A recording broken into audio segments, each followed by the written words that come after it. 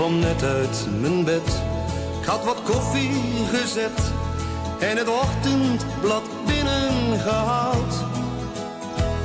Bij mijn haastig ontbijt had ik net even tijd om te zien dat de dollar weer daalt. Weinig nieuws, zo gezegd, ook het weer werd weer slecht. En de sport interesseerde me geen zier.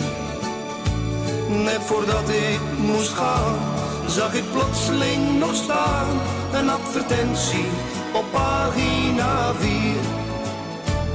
Voor een prikkie, een sneeuwwitte bruidsjurk. Nooit gedragen, geen enkele keer.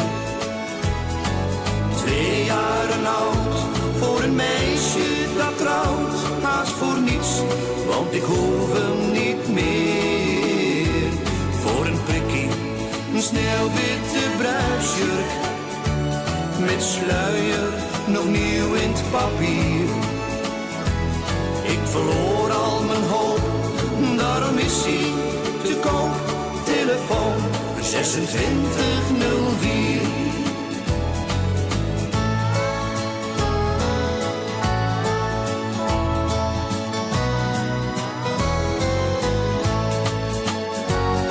En ik zag tot mijn schrik, hé, dat nummer ken ik. Met dat meisje was ik haast getrouwd.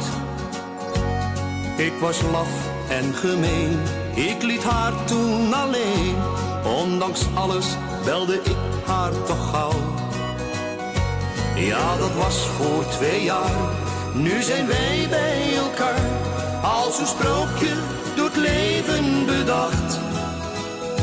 Ik was ondersteboven, het is haast niet te geloven dat die bruidsjurk ons toch samenbracht. Voor een prikkie, een sneeuwwitte bruidsjurk. Nooit gedragen, geen enkele keer. 2 jaren oud, voor een meisje dat trouwt. Haast voor niets, want ik hoef hem niet meer. Voor een prikkie, een sneeuwwitte bruidsjurk. Met sluier, nog nieuw in het papier.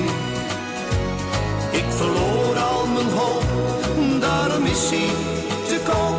Telefoon 2604. Voor een prikkie, een sneeuwwitte bruidsjurk. Nooit gedragen, geen enkele keer.